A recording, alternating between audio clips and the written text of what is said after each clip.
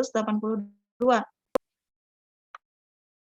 Dikurangi rata-rata kedua itu 1208. Nah, ini sorry ya, saya salah tulis ya, harusnya 1208. Ini yang untuk merek Everbright. Nah, ini Everbright kan kita misalkan sebagai MIU kedua.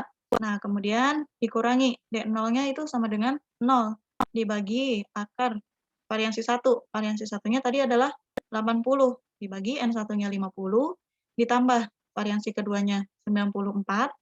Nah, kemudian dibagi 50. Jadi variansi 1 kuadrat dibagi N1 ditambah variansi 2 kuadrat dibagi 50. Jadi teman-teman kalau bisa ditulis dulu ya yang diketahuinya ya. Jadi gampang masukin angka ke statistik ujinya atau statistik hitungnya. Kemudian yang keempat, setelah kita menentukan statistik uji, kita tentukan daerah kritisnya. Daerah kritisnya berarti tadi kan karena kita pakai uji hipotesis dua arah, alfanya kita bagi 2. Nah, tadi kan daerah kritisnya itu H0 ditolak jika Z-nya itu lebih besar, atau Z hitungnya ini, Z statistik ujinya itu Z lebih besar dari Z tabel. Z tabelnya signifikansinya 5%. Karena dua arah kita bagi 2. Atau Z kurang dari min Z 0,05 dibagi 2. Nah, teman-teman perhatiin lagi. Di sini Z 0,05 dibagi 2-nya sama dengan 1,96. Lihat di mana? Lihat di tabel yang tadi, yang Z alfa per 2. Nah, ini udah sering ya saya jelasin yang ini, tabel-tabel ini. Nah, kemudian kita dapatkan kurva normalnya di sini. Nah, berarti di sini daerah penolakan H0, di sini daerah penolakan H0-nya. Berarti antara ini yang negatif dan yang positif. Nah, teman-teman lihat lagi di sini. Di sini kan nilai Z statistik ujinya itu positif, berarti kita ambil yang positif di sini. Nah, kemudian kita ambil kesimpulan. Nah, kita lihat di sini Z hitung dan nilai Z tabelnya. Di sini Z hitungnya, Z statistik ujinya kan lebih besar, 4,23 lebih besar dari Z tabel. Z tabel Z 0,05 dibagi 2, 1,96. 4,23 lebih besar dari 1,96. Yang artinya berarti kita punya kesimpulan bahwa H0 ditolak. Karena di sini kan daerah kritisnya itu Z lebih besar dari Z tabel ya, Z hitung lebih besar dari Z tabel. Jadi H0-nya ditolak atau sesuai daerah kritis.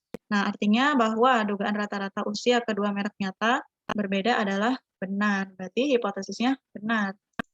Nah, kemudian kita lanjut ke contoh berikutnya. Sebenarnya caranya sama ya, cara pengerjaannya, tinggal kita identifikasi aja apa yang diketahui, kemudian dimasukin ke rumusnya. Nah, yang diketahui apa? Kalau ini kan kita lagi berbicara tentang variansi ya, variansi yang diketahui. Nah, kemudian dari contoh 91 yang tadi, yang sebelumnya, dapatkan 95% selang kepercayaan selisih rata-rata usia pakai lampu Everbright atau populasi pertama dan merek Everlight atau populasi kedua. Nah, ini berarti kita mencari penduga selang ya atau selang kepercayaannya pakai rumus yang ini. Ini kita bukan berbicara uji hipotesis ya, tapi berbicara selang kepercayaan. Nah, dimasukin rumusnya. Tadi kan udah diketahui rata-rata 1, rata-rata 2, Z alfa per 2-nya, Z alfa per 2-nya tadi 1,96. Nah, ini tinggal dimasukin aja angka-angkanya. Simpangan baku pertama dikuadratkan dibagi N1 ditambah simpangan baku kedua dikuadratkan dibagi N2. Berarti kurang dari mu1 dikurangi mu2, ini tinggal ditulis saja rumusnya. Yang pertama dikurangi, yang sebelah kiri, yang sebelah kanan ditambah. Nah, berarti penduga titiknya itu antara 39,79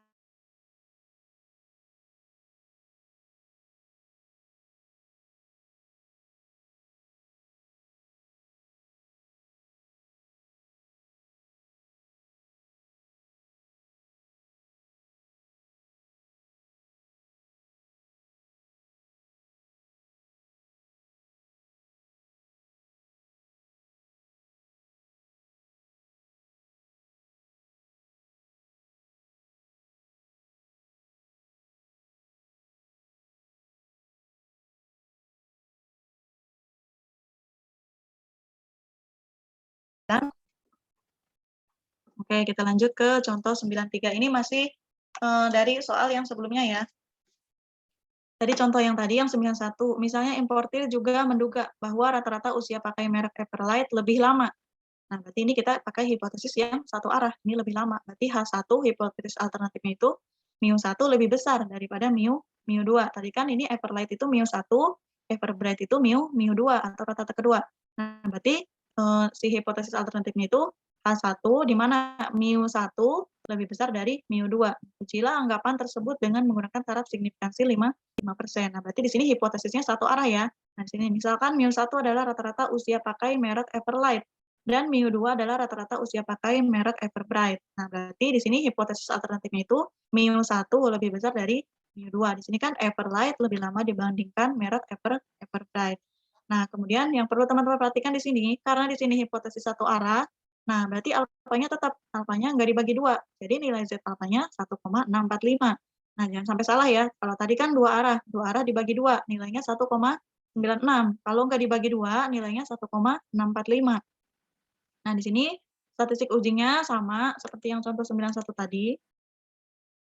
Nah, di sini kan kita udah hitung nih 4,23 statistik ujinya. Kita tinggal membandingkan dengan ininya aja, hipotesisnya aja. Hipotesisnya di sini satu arah. Nah, tetap di sini kesimpulannya nilai Z ini, Z hitungnya tetap lebih besar ya. Lebih besar dari nilai Z alfa. Z alfanya di sini 1,645. Nah, berarti kesimpulannya H0 ditolak. Yang artinya rata-rata usia merek Everlight lebih lama dibandingkan merek Everbright itu benar.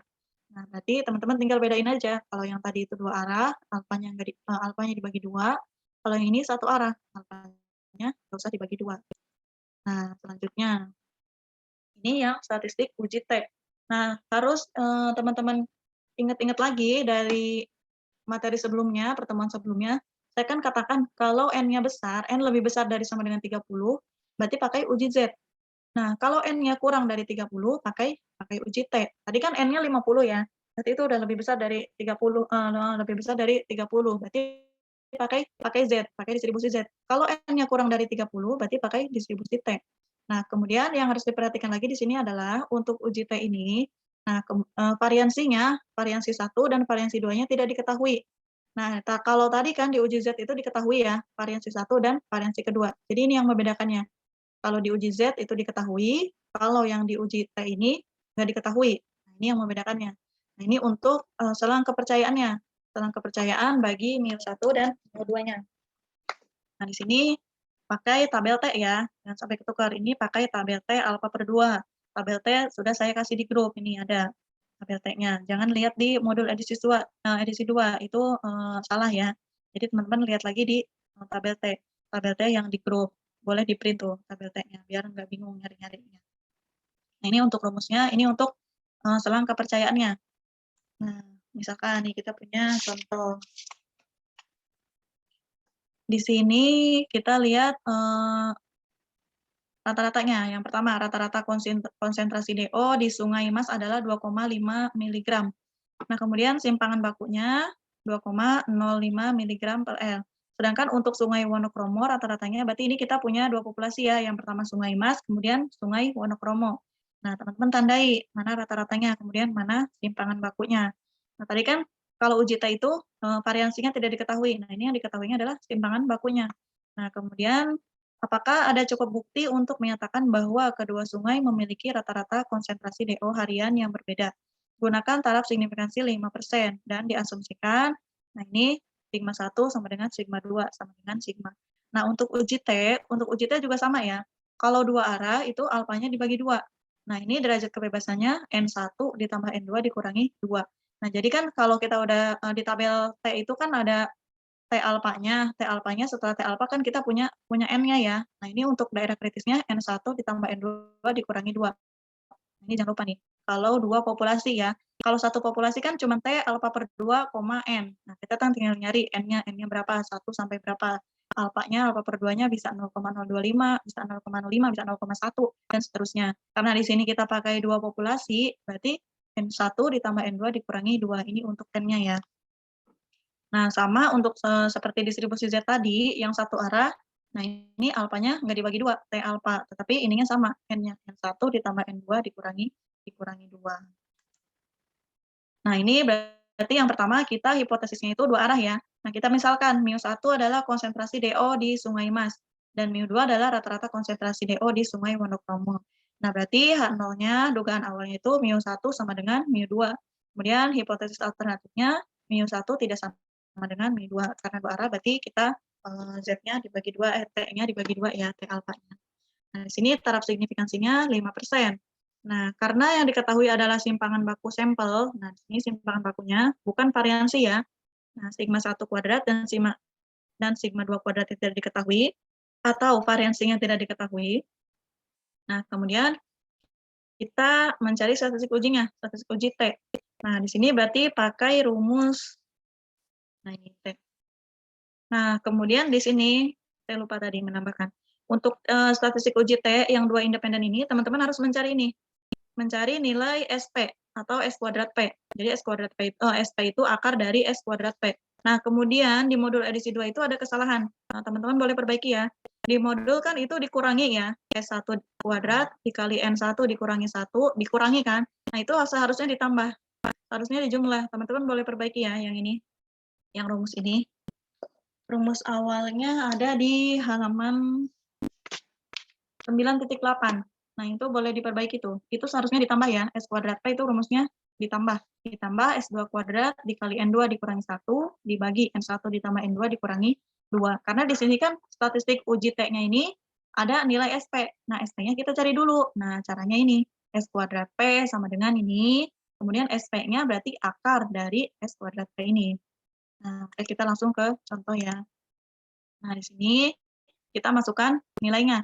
Nah, tadi kita udah ketahui nih, X1 rata-ratanya 2,5, kemudian rata-rata keduanya 3,2, N1-nya 10, N2-nya 10. Nah, teman-teman perhatikan di sini, sampelnya itu, populasinya itu adalah N-nya kurang dari 30. Di sini kan N-nya kecil, 10 dan 10. Nah, kemudian S1 kuadratnya tadi 2,05, S2 kuadratnya 2,75 atau simpangan bakunya. Nah, simpangan baku sampel ya.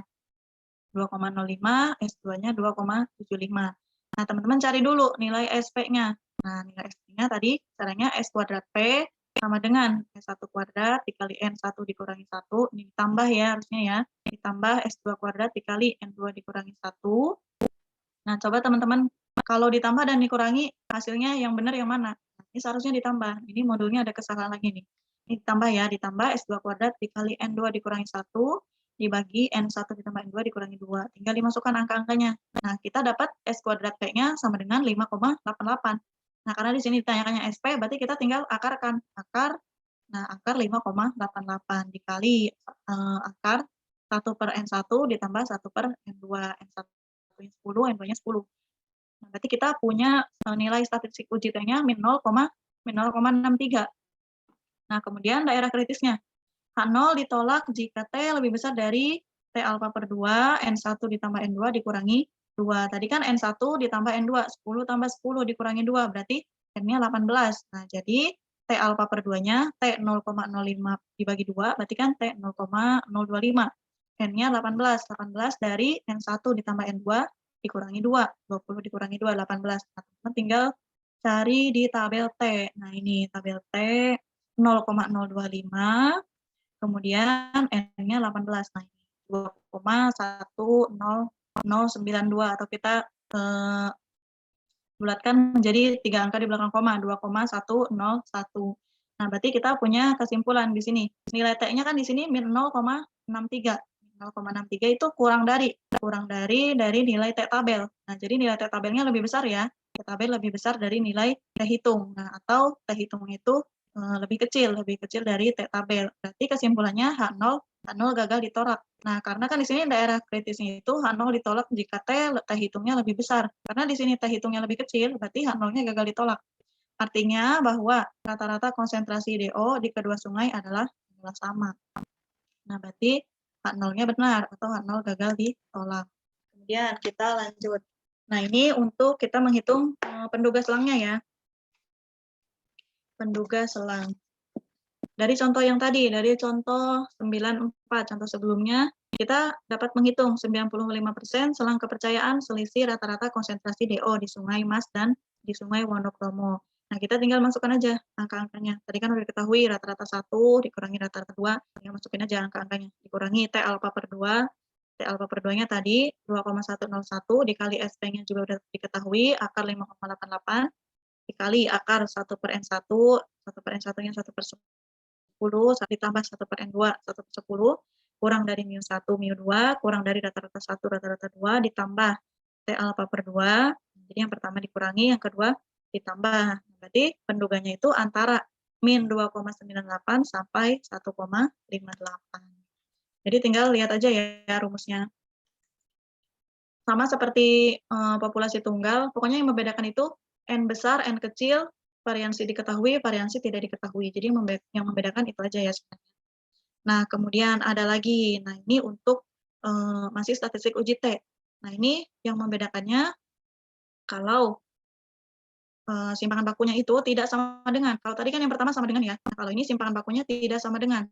Nah, kalau simpangan baku tidak sama dengan, teman-teman cari V. Nah, ini V rumusnya. Nah, bisa lihat di sini. Untuk daerah kritisnya juga sama. T alfa per 2, V. V-nya berapa derajat kebebasannya di sini. Dicari dulu nanti.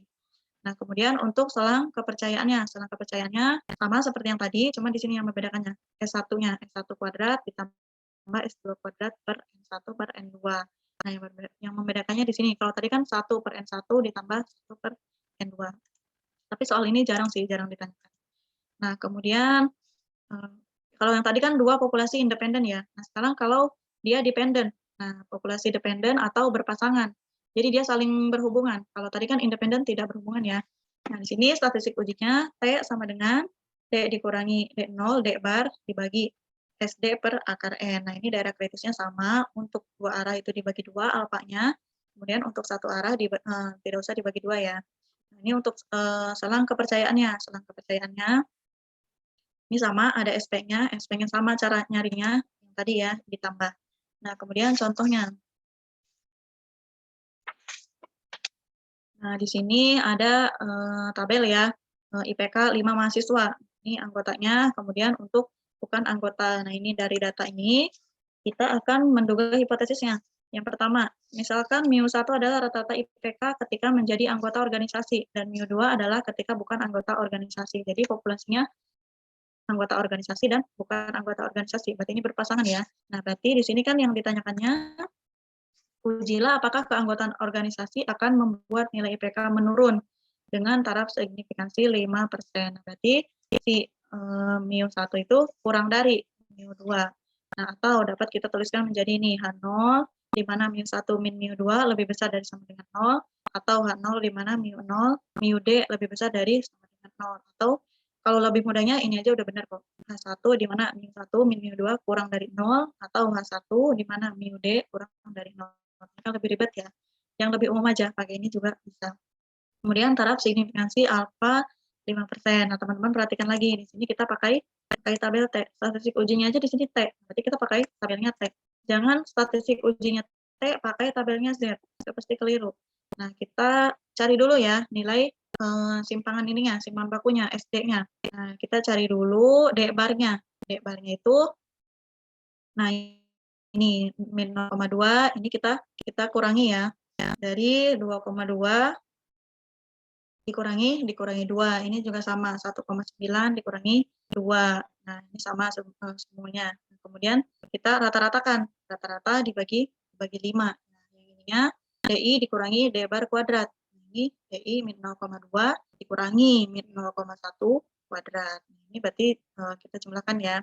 Kita jumlahkan S kuadrat B sama dengan 0,02. Nah, kemudian untuk statistik uji T-nya, kita tinggal masukkan angkanya. D barnya 0,1 dikurangi D0 tetap 0 ya. D0 ini selalu 0 dibagi SD-nya akar 0,02. Ini kan S kuadrat D. S kuadrat D 0,02 dikali dibagi akar N. N-nya tadi N-nya 5 mahasiswa ini. Nah, kemudian daerah kritisnya H0 ditolak jika T kurang dari min T alfa N min 1. Nah, ini kita cari dari tabel T ya. Tadi kan alfanya 0,5. Karena ini uji hipotesis satu arah, berarti nggak usah dibagi 2. Dan N-1, 5 dikurangi 1, sama dengan 4. Nah, nanti kita cari dari sini. N sama dengan 4, alfanya 0,05, 2,132. Nah, berarti kita punya kesimpulan nilai T sama dengan ini min lebih kecil. Nah, lebih kecil dari ini. Oh, lebih dari, sorry, karena ininya min, berarti kita pakai daerah kritisnya min juga ya, nilai tabel T-nya. Min T 0,54 atau min 2,132. Berarti H0 gagal ditolak, yang artinya bahwa rata-rata IPK ketika menjadi anggota organisasi lebih besar atau sama dengan ketika bukan menjadi anggota organisasi. Nah, dengan kata lain, tidak terbukti bahwa keanggotaan organisasi menurunkan nilai IPK mahasiswa. Jadi meskipun dia jadi anggota organisasi, IPK-nya tetap ya nggak menurun. Nah, kemudian ini selang kepercayaannya. Selang kepercayaannya tinggal dimasukin rumusnya tadi. Nah, D barnya udah diketahui, T alfa per 2-nya tadi udah diketahui. Nah, ini untuk T alfa per 2-nya, tadi kan kita mencarinya T alpha ya, berarti kalau T alpha per 2, T 0,05 dibagi 2, T 0,025 jadinya, nah berarti N-nya 4. Nah, berarti yang angka yang sebelahnya 2,78. Kalau yang ini kan tadi alfanya nggak dibagi 2 nih, jadi nilainya 2,132. Nah, kalau alfanya dibagi 2, berarti nilai T-nya beda, jadi 2,78. Jadi nilai yang di 0,025 di sini. Berarti selang kepercayaannya itu antara min 0,68 sampai min 0,32, di mana nilai selisih yang negatif menunjukkan tidak terbuktinya bahwa rata-rata IPK ketika menjadi anggota organisasi lebih kecil dibandingkan ketika tidak menjadi anggota organisasi. Jadi ini tidak membuktikan hipotesis alternatifnya. Nah, kemudian ini untuk yang terakhir ya, seperti ini. Nah, uji hipotesis proporsi atau rasio di sini atau persentase. Nah, ini untuk uji statistiknya kita pakai Z. Di sini kita pakai saya kutip lagi ya, pakai proporsi. Nah, proporsi 1 dikurangi proporsi 2 dibagi akar proporsi dikali Q. Nah, ini berarti kita harus mencari Q-nya dulu. Q-nya sama dengan 1 dikurangi P dikali 1 per N1 ditambah 1 per N2. Ini daerah kritisnya sama. Dua arah, alfanya dibagi 2, satu arah nggak usah dibagi 2. Ini untuk selang kepercayaannya. Nah, berarti kita harus mencari Q nih. Ini seperti distribusi binomial ya. Kita cari Q-nya dulu. Nah, di sini P-nya ini, kalau yang di satu populasi kan P kutip atau proporsi populasinya itu kan X per N. Berarti karena di sini ada 2 populasi, jadi kita mencari P-nya X1 ditambah X2 dibagi X1 ditambah N2. Nah, misalkan di sini kita punya contoh. Ada penduduk kota A dan penduduk kota B untuk dimintai pendapat mengenai pembangunan mal baru. Di sini lokasi malnya berada di perbatasan kota A dan kota B. Nah, sebagian besar penduduk merasa bahwa pembangunan tersebut akan lolos karena letak mal yang strategis dan besarnya proporsi penduduk yang menyetujuinya. Untuk mengetahui apakah ada selisih yang nyata antara proporsi penduduk kota A dan kota B yang setuju dengan pembangunan mal, dilakukan pengambilan sampel. Nah, di kota A di sini ada 120 penduduk. Berarti di sini kita misalkan N1 120, kemudian dari total 200 penduduk yang menyetujui. Sedangkan di kota B terdapat 240 penduduk dari total 500 penduduk yang menyetujui. Berarti kita harus mencari proporsinya dulu ya, P kutipnya tadi. Lakukan pengujian hipotesis untuk membuktikan bahwa proporsi penduduk yang setuju di kota A lebih tinggi dibandingkan kota B. Gunakan taraf signifikansinya 5% atau alfanya 5%. Nah, sini berarti kita punya hipotesis alternatifnya. P1 lebih besar dari P2. Ini teman-teman boleh cari dulu ini ya. P1-nya berapa, P2-nya berapa. Nah, ini P1-nya X1 dibagi N1 sama dengan dari populasi tadi ya. 120 menyetujui dari 200 populasi sama dengan 0,6. Nah, kemudian untuk proporsi yang keduanya 200 menyetujui dari 500 orang. Nah, atau 0,48. Kita berarti punya proporsi kedua populasinya tadi X1 per N1 ditambah X2 per N2 atau 0,6 per 0,48 dengan 0,451 atau 0,6 ditambah 0,48. Ini langsung boleh atau mau bisa satu-satu juga boleh. Sama dengan 0,51. Nah, berarti Q-nya, Q proporsinya 1 dikurangi populasi proporsi, 1 dikurangi 0,51 sama dengan 0,49. Nah, ini untuk statistik ujinya, tinggal dimasukin ke rumus ya. P1-nya berapa tadi? P1-nya 0,6 dikurangi P2-nya 0,48 dibagi akar P dikali Q 0,51 dikali 0,49 dikali 1 per N1 200 ditambah 1 per N2-nya 1 per 500 sama dengan 2,9. Jadi statistik uji Z-nya itu 2,9 statistik hitungnya. Nah, di sini daerah kritisnya H0 ditolak jika Z lebih besar dari Z alfa. Kita lihat Z alfanya. Di sini nggak usah dibagi 2 ya, uji satu arah. Ini hipotesis alternatifnya itu lebih dari. Nah, di sini Z alfanya Z 0,05. Nah, tinggal lihat aja Z 0,05, nggak usah dibagi 2, berarti nilainya 1,645. Nah, kemudian untuk mengambil kesimpulannya, karena nilai Z 2,9 ini lebih besar dari 1,645, berarti H0-nya ditolak. Nah, atau H0-nya itu terbukti bahwa proporsi penduduk yang setuju di kota A lebih tinggi dibandingkan kota B. Jadi, hipotesis alternatifnya itu bisa diterima atau H0-nya ditolak. Nah, kemudian dari contoh berikutnya, contoh dari contoh sebelumnya, nah kita bisa menghitung selang kepercayaannya.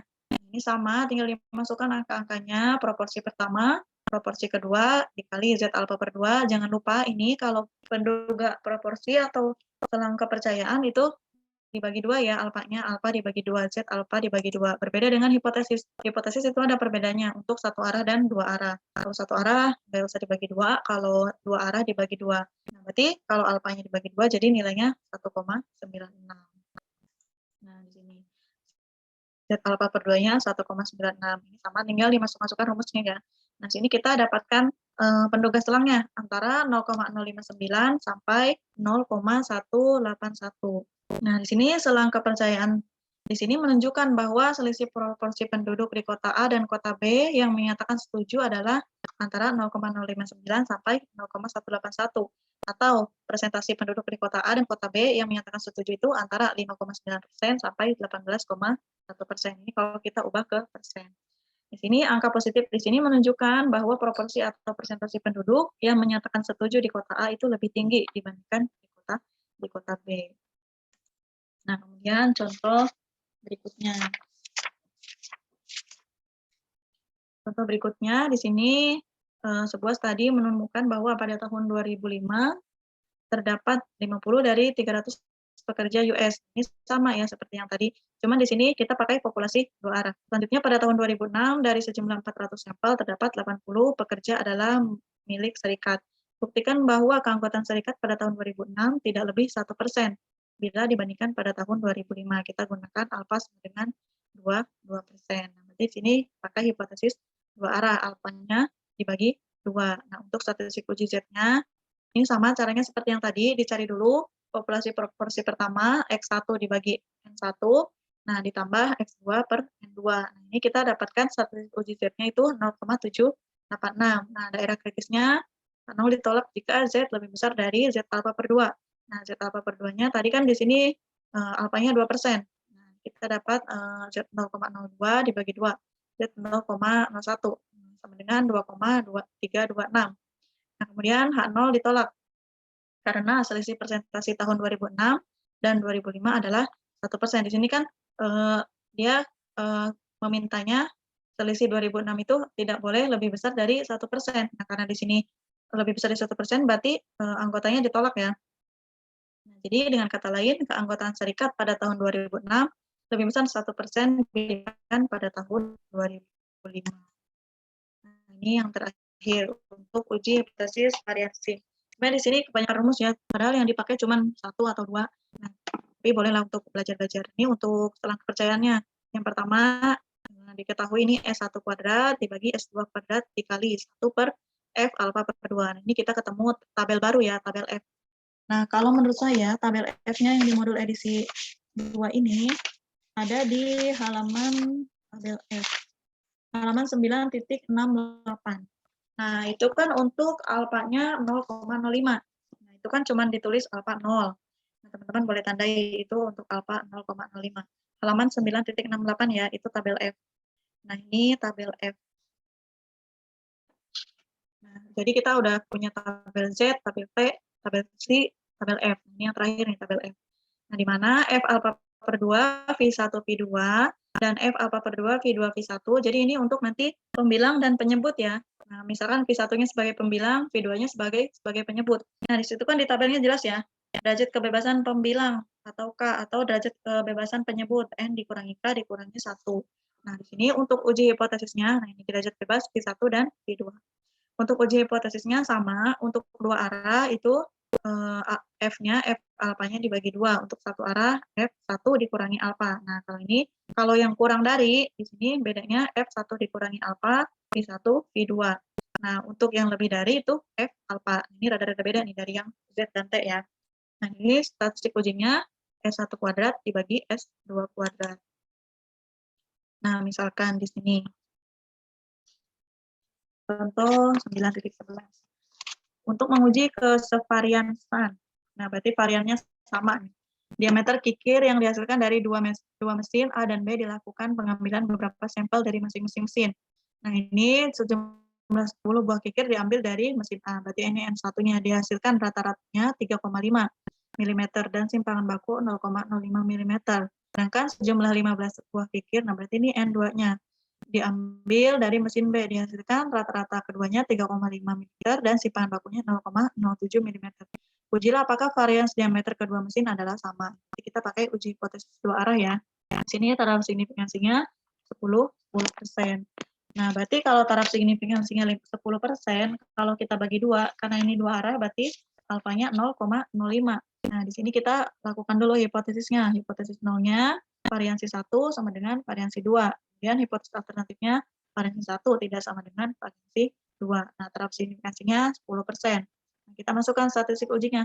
S1 kuadrat dibagi S2 kuadrat. S1-nya berarti kan simpangan bakunya. Simpangan bakunya yang pertama 0,05 dibagi simpangan baku keduanya 0,07. Kita kuadratkan sama dengan 0,51. Kemudian daerah kritisnya H0 ditolak jika F lebih besar dari sama dengan F alfa per 2. V1, V2. Nah, ini karena kita dua arah ya. Berarti kita lihat ke daerah kritis yang dua arah.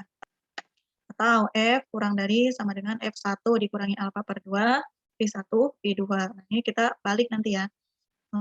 Untuk yang pertama, F alfa per 2, V1, V2 berarti alfa per 2, alfanya berarti 10% dibagi 2, 5%. Jadi F 0,05, V1-nya 9. Nah, V1-nya itu dari N-1 ya, N-1, 10 dikurangi 1. Nah, berarti 9. Jadi V1-nya sama dengan 9. Kemudian untuk V2-nya, untuk penyebutnya itu N2. N2 dikurangi 1, 15 dikurangi 1, 14. Berarti kita cari di F 0,05, 9, 14. Kita cari untuk pembilangnya 9, kemudian untuk penyebutnya 14. Nah, ini nilainya 2,65. Kalau di sini lebih lengkap ya, 2,6458. Nah, kemudian untuk F1 dikurangi alfa per 2, berarti kan F 0,95. 1 dikurangi 0,05, 0,95. Nah, kemudian di sini sama V1, V2-nya 9, 14. Nah, ini kan karena kebalikannya ya, 1 dikurangi alfa per 2, jadi kita balik.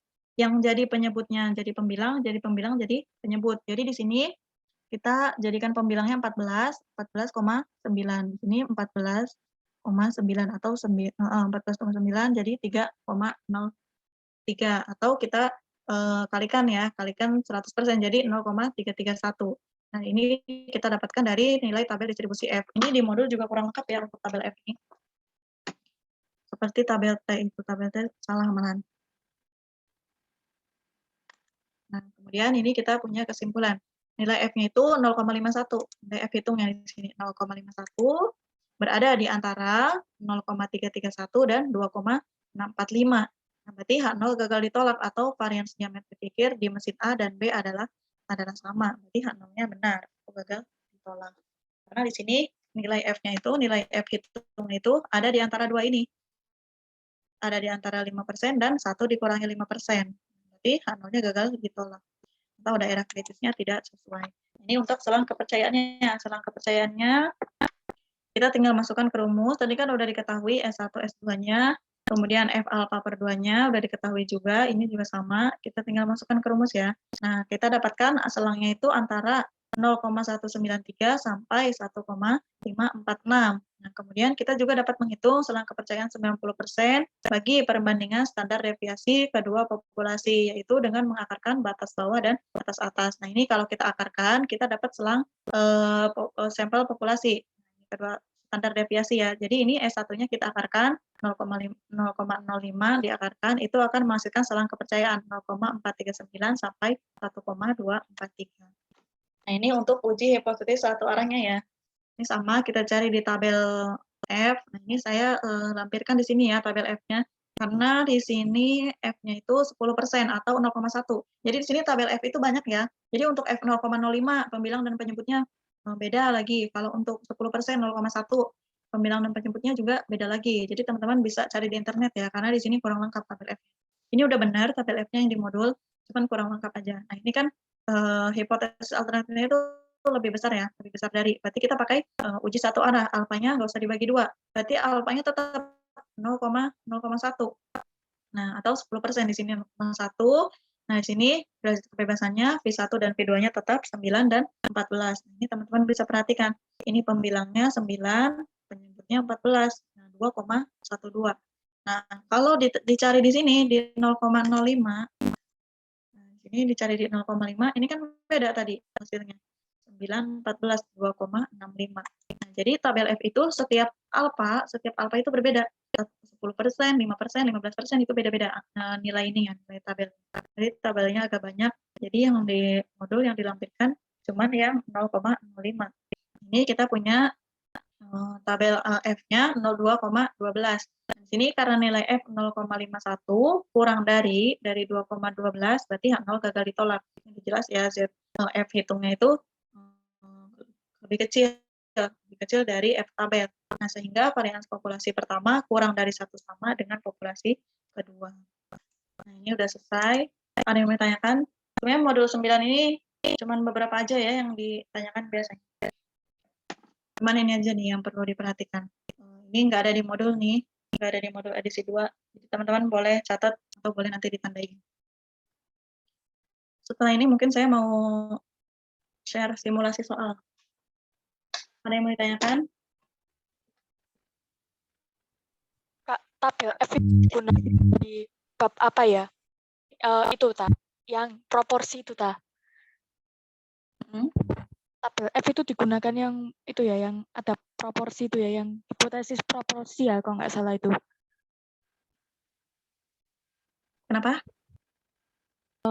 Tabel F itu digunakan itu ya, bab yang hipotesis proporsi kah? Bukan, tabel F itu untuk variansi. Oh, Dia variansi. dependen. Untuk dependen, untuk yang variansi. Kan jelas. Oke, nanti tak pelajari modul yang 9 itu. Masih beberapa Ya. pelajari. Nah, ini untuk uji hipotesis variansi. Ini jelas ya. Di judulnya juga variansi, bukan proporsi. Jadi ini untuk variansi. Variansi, oh. Oke. Makasih, Ya, Kak. untuk tabel-tabelnya kalau lagi ngerjain latihan atau tes formatif, tabel yang nggak ketemu berarti cari lagi di internet. Jadi tabelnya kurang lengkap ya. Ada lagi yang mau ditanyakan? Seperti kemarin pengantar probabilitas yang ambil Pengprom, saya kan kasih clue. Di sini juga saya kasih clue ya untuk teman-teman belajar. Jadi nggak usah terlalu pusing kebanyakan rumus. Ada lagi yang mau ditanyakan? Sebelum lanjut.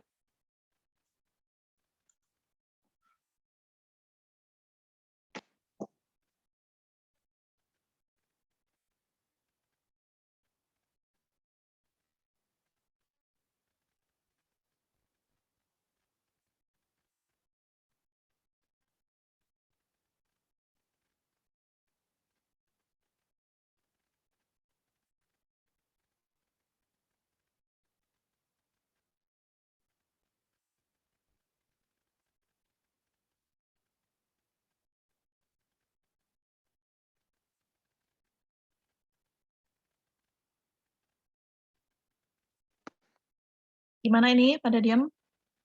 Lanjut. Lanjut dulu aja, Kak. Oke, lanjut ya. Nah, ini saya kasih simulasi soal untuk Mathstat. Udah keluar belum soalnya?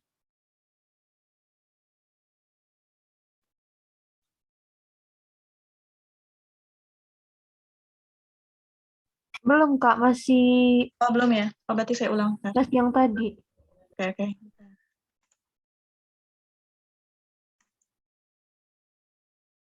Simulasi soal. Udah keluar ya? Udah, Kak. Oke. Ini jadi ada beberapa simulasi soal dari satu modul ini ya. Dari satu modul ini saya kasih 4 soal. Nah, di sini soal yang pertama itu tentang mencari, ini lumayan panjang ya, nanti kalau teman-teman jawab, hati-hati aja ngitungnya. Hitungnya hati-hati di sini yang ditanyainnya standar deviasi, membandingkan standar deviasi pertama, kemudian standar deviasi kedua. Kemudian nomor 2 itu tentang peluang.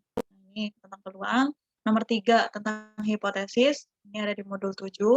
Kemudian nomor 4 yang baru bahas kita tadi ya, tentang hipotesis dua populasi. Jadi teman-teman boleh tandai nomor 1 itu tentang mencari membandingkan dua standar deviasi. Nah, di sini kasusnya yang pertama membandingkan hasil panen dua varietas tadi. Nah, di sini soalnya produktivitas padi varietas IR64 dan Cisadane dalam ton per hektar pada kegiatan peningkatan mutu intensifikasi atau PMI di 16 kabupaten di Jawa Barat adalah sebagai berikut. Nah, ini datanya ada di 16 kabupaten, ada Bekasi, Karawang, Purwakarta ini sampai 16. Ini di seluruh kabupaten di Jawa Barat ya. Nah, ini datanya jelas untuk IR64 ini produktivitasnya, kemudian untuk Cisadane ini juga produktivitasnya. Nah, ini yang ditanyakan dari data produktivitas kedua varietas padi tersebut, padi varietas manakah yang lebih merata produktivitasnya. Nah, berarti kalau kita untuk membandingkan ini, kita cari standar deviasinya atau simpangan bakunya ya.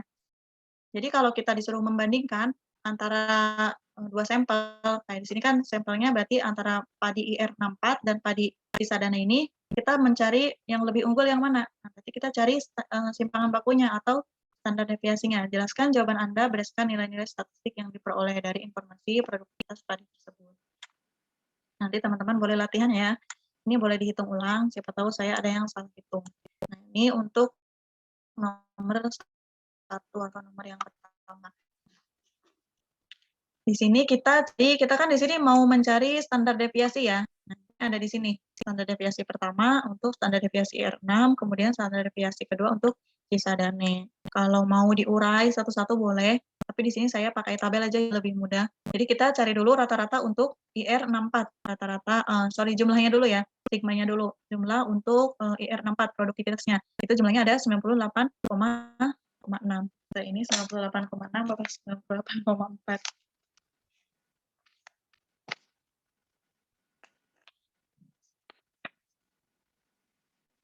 Oh, 98,4 ya ini harusnya ya. Nanti teman-teman boleh hitung lagi. Nah, kemudian rata-ratanya, rata-rata dari R64. Nah, rata-rata dari R64 berarti kan jumlah jumlah IR64-nya dibagi keseluruhan kabupatennya, 98,4 dibagi 16. Jadi ini harusnya 98,4 ya. Nah, ini 98,4. 98,4 dibagi 16. Jadi rata-rata untuk produktivitas varietas padi R6 itu 6,15. Nah, kemudian kita cari nilai jaraknya atau variansinya dari X dikurangi X bar kuadrat. Nah, berarti 5,9 dikurangi 6,15 dikuadratkan. Nah, ini hasilnya. Nah, teman-teman boleh cari ini. Kemudian kita cari sigmanya. Sigma dari X dikurangi X bar kuadrat. Ini bisa ditulis ya di sini X1. X1 dikurangi X bar 1 kuadrat. Ini kan kita misalkan produktivitas IR64 itu sebagai populasi pertama atau sampel pertama ya. Nah, kemudian untuk yang Cisadane. Untuk yang Cisadane juga sama, teman-teman cari dulu jumlahnya berapa? 91,4 ini dijumlahkan, kemudian dicari rata-ratanya. Nah, rata-ratanya kita dapat 5,7125 atau mau sampai 5,71 boleh. Nah, kemudian sama dicari jaraknya.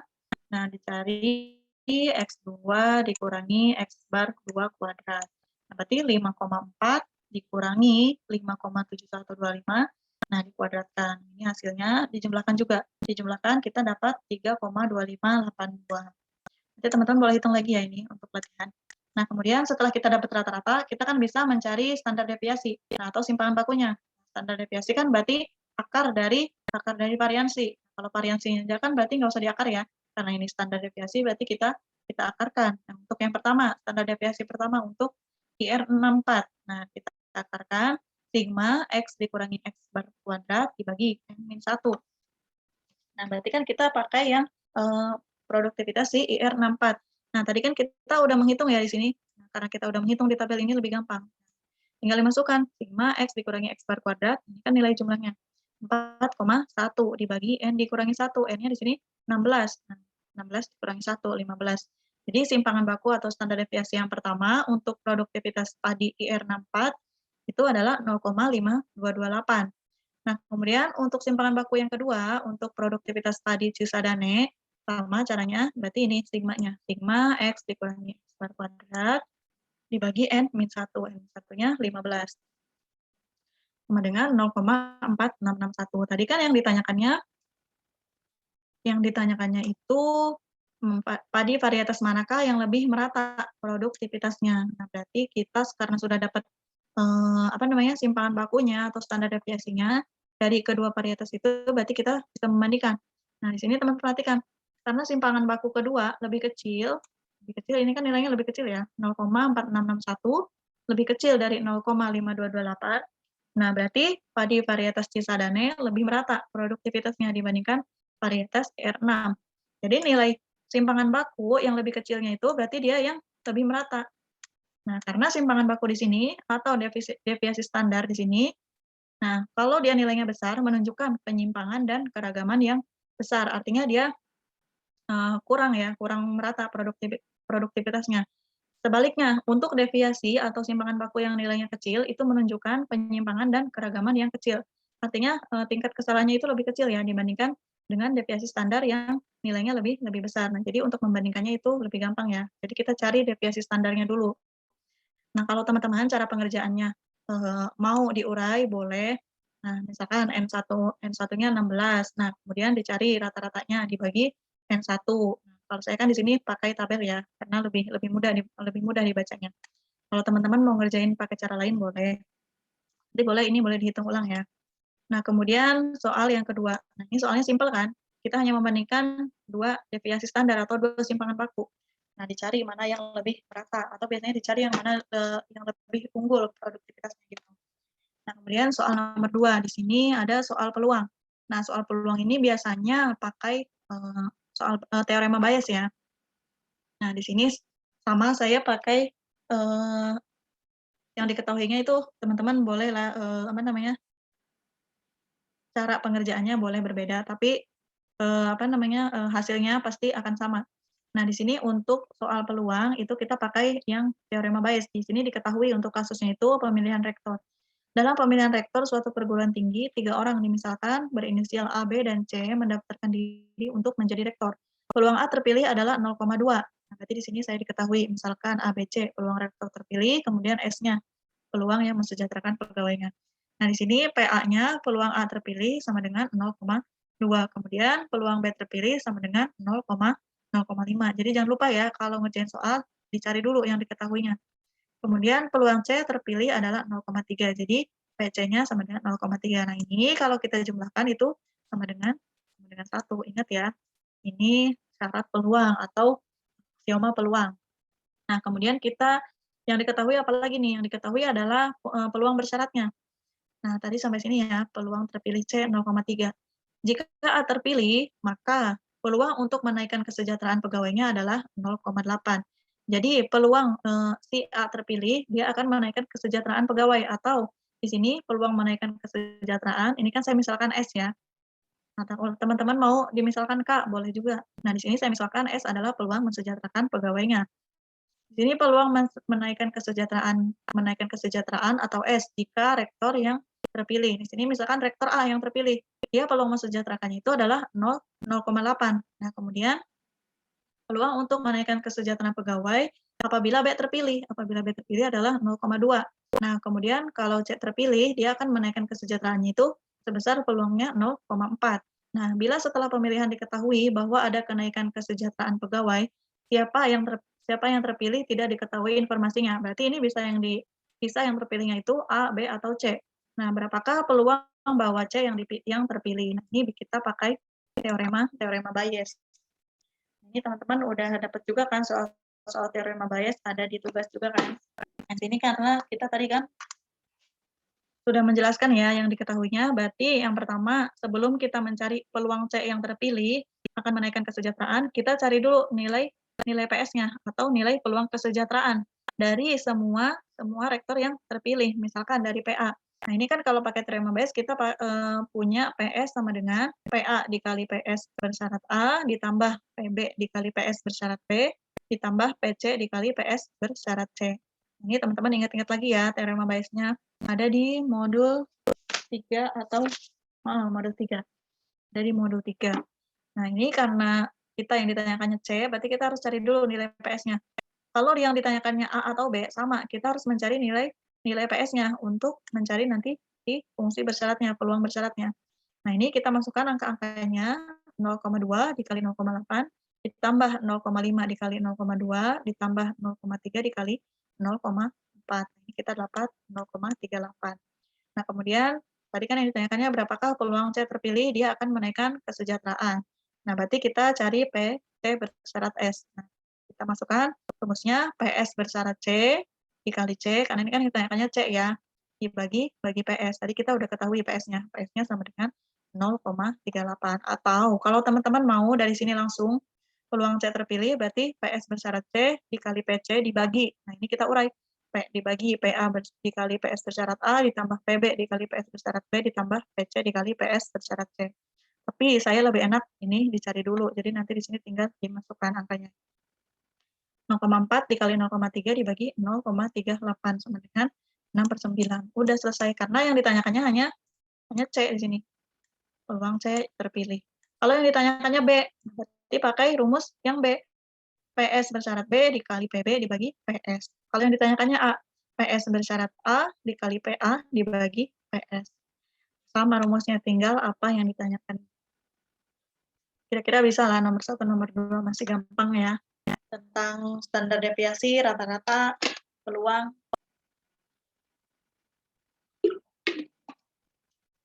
Oke, kita lanjut ya nomor 3. Nah, nomor 3 ini ada di modul 7 ya. Jadi teman-teman boleh nanda itu yang harus dipelajari matang-matang modul berapa aja. Jadi tentang standar deviasi. Standar deviasi ada di modul 1, kemudian peluang ada di modul 3. Nah, ini untuk nomor 3 ada di modul 7 tentang hipotesis. Hipotesis dan penduga titik selang. Nah, ini untuk soal nomor 3 ada di modul 7. Kalau teman-teman bingung nanti pas ujian ngerjain pakai rumus mana, cari aja soal-soal yang mirip, tinggal ikutin aja rumusnya. Atau identifikasi dulu yang diketahuinya apa, nanti tinggal cari soal yang mirip. Nah, ini nomor 3. Badan Pengawas Obat dan Makanan, Badan POM, ingin mengetahui kadar nikotin dari salah satu merek rokok produksi perusahaan baru. Untuk maksud tersebut, petugas Badan POM mengambil sampel sebanyak 20 batang rokok. Nah, ini N-nya kecil ya. Kalau N kecil, ingat tadi pakai distribusi apa. Dan diperoleh rata-rata kadar nikotinnya 2,6 mg dengan simpangan baku sampel berarti S atau sigma nih yang diketahui 0,9 mg. Jika diasumsikan bahwa kadar nikotin menyebar normal atau berciri normal, pertanyaan yang pertama, tentukan selang kepercayaan 90% rata-rata kadar nikotin sesungguhnya dari rokok merek tersebut. Nah, di sini yang pertama, kita cari dulu yang diketahuinya. N-nya 20, rata-ratanya 2,6, kemudian simpangan baku sampelnya 0,9, alfanya 100 dikurangi 90% atau 10%. Nah, alfa dibagi 2-nya 0,05. Di sini kita kan mau mencari penduga titik ya, atau penduga selang kepercayaan, interval kepercayaan. Nah, di sini kita ketahui dulu, kita harus pakai T apa pakai Z nih. Karena N-nya kurang dari 30, di sini kan N-nya kecil ya, 20, dan simpangan bakunya tidak diketahui atau simpangan baku populasi tidak diketahui. Di sini kan yang diketahui simpangan baku sampel, yaitu 0,9. Maka kita menggunakan distribusi T. Nah, jadi kita nanti mau mencari tabelnya ke tabel mana? Tabel T kah atau tabel Z? Jadi kita identifikasi dulu N-nya lebih kecil atau lebih besar, kemudian simpangan bakunya apa yang diketahui? Simpangan baku sampel kah atau simpangan baku populasi? Nah, karena di sini yang diketahui simpangan baku sampel, berarti di sini S. Kemudian N-nya kecil. Karena N kecil kita pakai T. Nah, di sini berarti tabel T-nya T alfa per 2, N-1, ini jangan lupa ya derajat kebebasannya. T alfa per 2-nya tadi 0,05, N-1-nya tadi kan N-nya 20. Berarti 20 dikurangi 1, 19. Kita lihat di tabel T, T 0,05 dengan N-nya 19, sama dengan 1,729. Nah, berarti selang kepercayaan 90% rata-rata kadar nikotin sesungguhnya dari rokok merek tersebut adalah, nah ini teman-teman bisa lihat di penduga titik dan selang untuk proporsi di modul 7 ya. Nah, tinggal lihat aja, tinggal dimasukin angka-angkanya. X bar-nya 2,6 dikurangi T alfa per 2 N-1-nya 1,729 dikali S-nya, simpangan baku sampelnya 0,9 dibagi akar N, N-nya 20. Kurang dari mu, kurang dari 2,6 ditambah 1,729 dikali 0,9 dibagi akar N. Akar N-nya tadi 20. Nah, ini berarti kita tinggal kalikan aja ya, 2,6 dikurangi, ini dikalikan 0,348. Nah, kemudian yang sebelah kanannya 2,6 ditambah, ini sama, kita kalikan 0,348.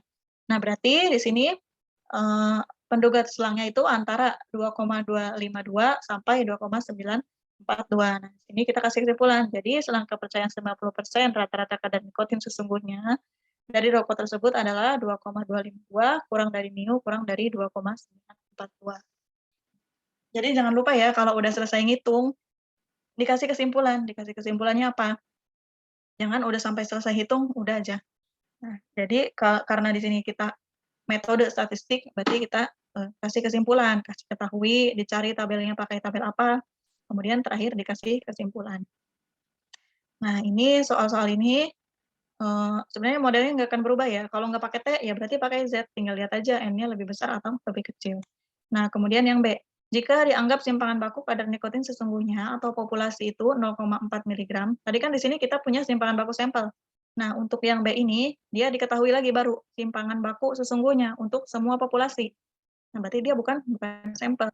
Berapa besar sampel yang diperlukan bila ingin percaya bahwa 95% penduga rata-rata sampel tidak melebihi 0,01 mg. Perbedaannya dari nilai rata-rata kadar nikotin sesungguhnya. Nah, berarti kita di sini mencari N ya, mencari sampelnya. Nah, di sini teman-teman boleh lihat di modul yang latihan halaman 7.27.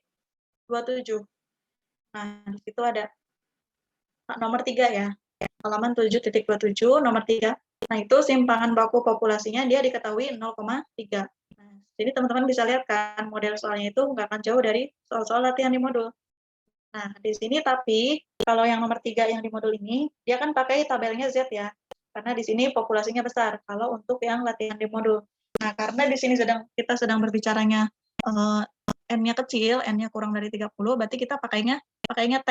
Nah, caranya sama, selang kepercayaannya alfa berarti 100 dikurangi 95%. Tadi kan di sini percaya bahwa 95%. Jadi alfanya 5%. Alfa dibagi 2, 0,025. Kita cari lagi di tabel T 0,025 dengan derajat kebebasannya N min 1-nya, 20 dikurangi 119, itu sama dengan 2,093. Nah, berarti N-nya sama dengan, kita tinggal masukin nih angkanya. T 0,025, nah di sini 19, tadi angkanya 2,093. Dikali simpangan bakunya, simpangan baku yang diketahui, simpangan baku populasi 0,4 dibagi. Nah di sini mu-nya itu tidak boleh kurang dari sama dengan 0,01 mg. Nah kita masukkan mu-nya 0,01 mg. Nah ini kita hitung, itu menghasilkan 7.009,0384. Atau kita bulatkan menjadi 7.009. Jadi populasinya itu yang bisa digunakan itu 7.009 dengan selang kepercayaan 95%. Sampel acak ini, sampel acak 7.009 akan memberikan taksiran rata-rata yang perbedaannya itu di mana mu kurang dari 0,01. Nah, jadi teman-teman kalau yang ditanyakannya ini simpangan baku diketahui, simpangan baku populasi diketahui, terus disuruh nyari N-nya supaya dia perbedaannya mu-nya itu kurang dari berapa? Misalkan kurang dari yang di modul kan kurang dari 0,05. Nah, yang di modul yang di latihan itu kurang dari 0,05. Berarti tinggal dimasukin mu-nya 0,05. Karena di sini kan mu-nya 0,01. Berarti dimasukin 0,01. Nah, untuk di modul itu, di latihan itu lanjutan dari nomor 2-nya ya. Nomor 2 halaman 7.26. Nah, di situ kan dia pakai Z ya. Karena dia pakai Z, berarti nyari tabelnya di tabel Z. Nah, kalau ini karena kita dari awal pakai T, karena N-nya kecil, berarti nyari tabelnya di tabel T. Nah, itu aja perbedaannya sebenarnya. Nah, kemudian nomor 4. Simpel kan, soal hipotesisnya juga nggak ribet-ribet banget. Nah, kemudian nomor 4, ini 2 populasi. Nah, ini masih hangat ya, masih baru tadi dibahas. Di sini 20 orang sukarelawan yang menderita penyakit flu diteliti untuk mengetahui pengaruh pemberian vitamin C pada penyembuhan penyakit flu tersebut. 10 orang diberi tablet vitamin C dan sisanya diberi placebo. Di sini placebo itu dia mirip vitamin C, tapi rasa dan bentuknya dia bukan vitamin C, tidak mengandung, tapi rasa dan bentuknya mirip. Nah, di sini sampai mereka dinyatakan sembuh. Nah, waktu kesembuhan dicatat dalam hari dan diperoleh rata-rata waktu sembuh untuk kelompok yang diberi vitamin C sama dengan 6,5 hari. Nah, ini rata-rata untuk vitamin C. Kemudian simpangan bakunya atau standar deviasinya untuk yang diberi vitamin C 0,75 hari. Nah, kemudian untuk kelompok yang diberi placebo itu rata-rata waktu sembuhnya 7 hari, simpangan bakunya 0,85 hari.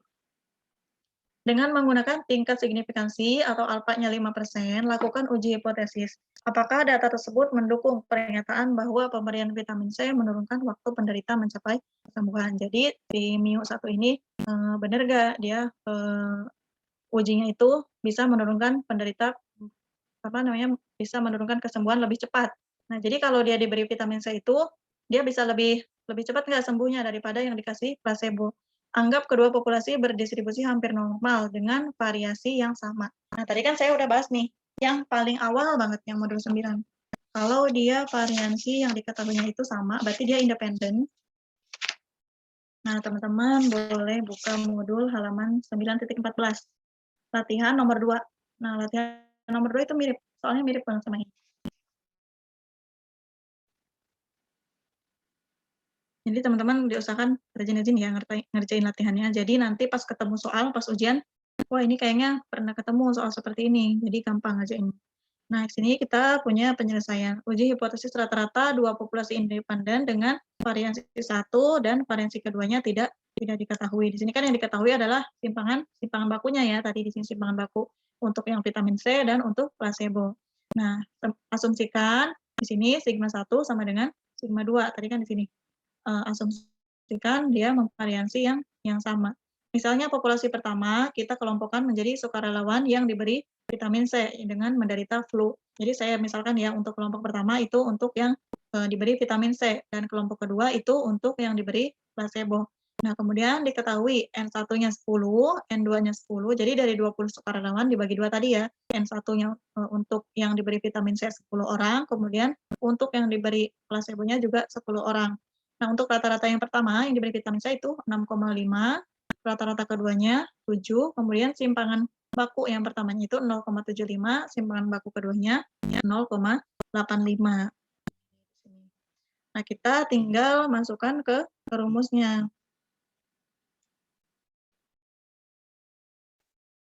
Nah, di sini untuk hipotesisnya dulu ya, karena di sini kita disuruh uji hipotesis, berarti kita cari dulu hipotesisnya. Di sini kan yang ditanyakannya itu, apakah data tersebut mendukung pernyataan bahwa pemberian vitamin C menurunkan waktu penderita mencapai kesembuhan? Artinya MIU 1 itu lebih besar dari MIU 2. Jadi dia keefektifannya lebih unggul daripada si placebo. Berarti MIU 1 lebih besar dari MIU 2. Taraf signifikansinya alfa sama dengan 5%.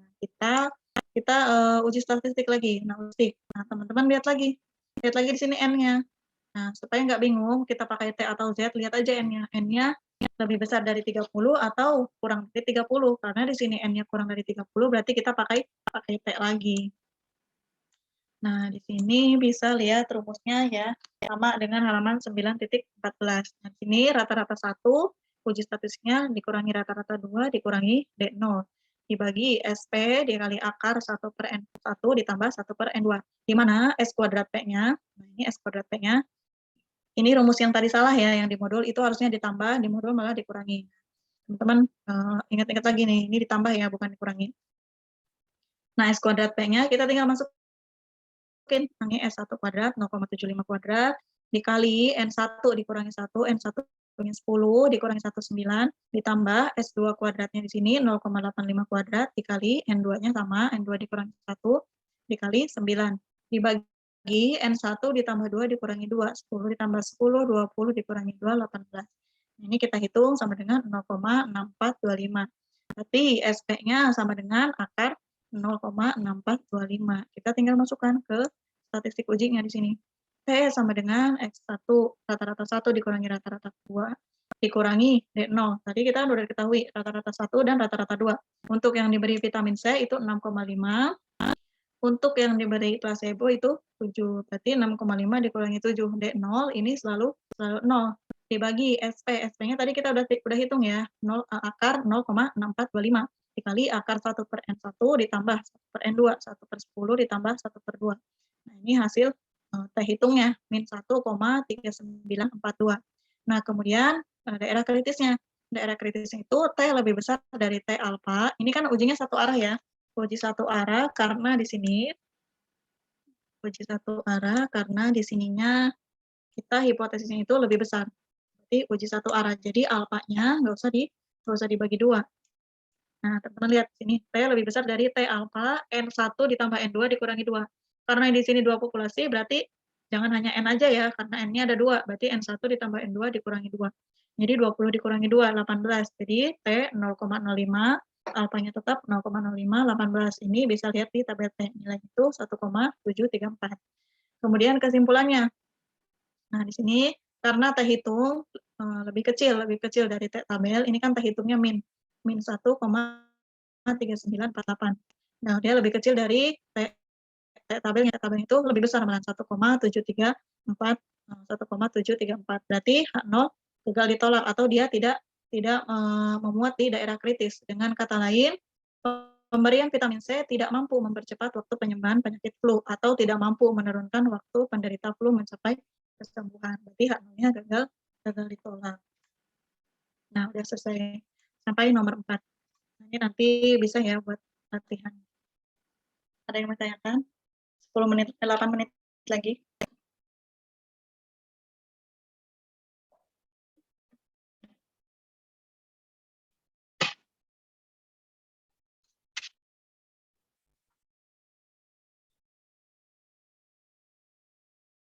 Ada yang mau tanyakan?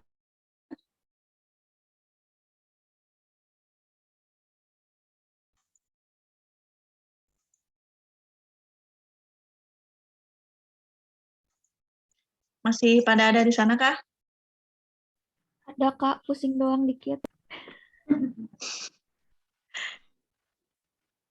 Nggak apa-apa lah, pusing sedikit. Untungnya nggak banyak-banyak. Tinggal diskusi 7, tugas 3, diskusi 8 kan udah selesai ujian. Kak, kalau ujian sampelnya biasanya banyak nggak? Nggak kayak ini, kayak gini aja.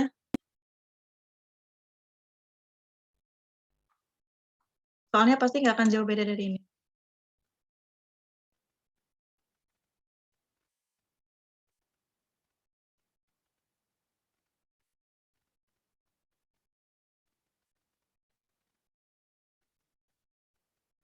Nggak akan segede sampai 60, 80, 100. Nggak. Ini aja kecil semua kan. Kurang dari 30. Karena kurang dari 30 berarti kita pakai T. Kalau lebih dari 30 pakai Z. Sebenarnya itu aja sih yang ngebedain. Terus kalau simpangan baku sampel, simbolnya S. Kalau simpangan baku populasi, simbolnya sigma. Rumusnya mah kita tinggal cari aja di modul. Cari contoh-contoh yang mirip. Oke Kak, makasih Kak. Jadi ini pertemuan terakhir ya, minggu depan udah nggak ada lagi Zoom.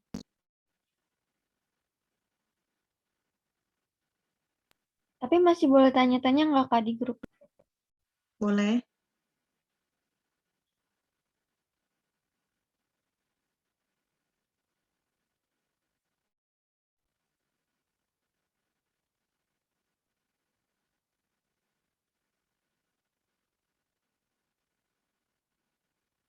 Gampang kan ya soal yang ini, yang 4 ini? Hitungannya masih gampang lah, nggak serumit yang dibayangkan. Tinggal hitungnya aja teliti, hitungnya yang teliti, hitung ini. Karena ini kan lumayan banyak nih. Ini sebenarnya metode statistik belum seberapa ya. Nanti ketemu metode peramalan. Metode peramalan itu, wah angkanya parah. Angkanya rumusnya itu lebih parah. Ini metode statistik sebenarnya masih gampang banget. Nah, yang prodi statistik atau prodi matematik nanti bakalan ketemu metode peramalan. Itu angkanya benar-benar kadang bikin pusing. Udah apa namanya, N-nya itu gede banget. Terus rumusnya itu beda-beda. So, ada yang mau tanyakan lagi sebelum saya akhiri? Sebelum saya akhiri dan minggu depan udah nggak dengar suara saya lagi lewat Zoom. Ini pasti yang ikutan belajar bersama Zoom ini orangnya itu lagi.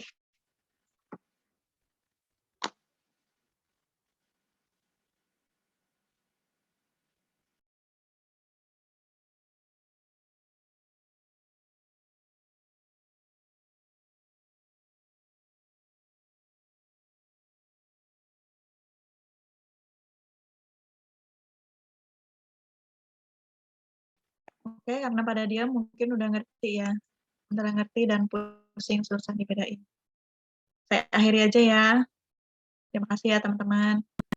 Saya mohon maaf kalau banyak kesalahan selama mengikuti belajar bersama lewat Zoom ini. Terima kasih untuk teman-teman yang sudah bergabung, yang sudah mau mendengarkan saya. Semoga nanti ujiannya lancar, dapat nilai memuaskan. Nah, pokoknya terima kasih, semangat terus. Jangan pantang menyerah, belajar terus ya. Oke, saya akhiri. Assalamualaikum warahmatullahi wabarakatuh. Selamat malam. Makasih Kak. Ya.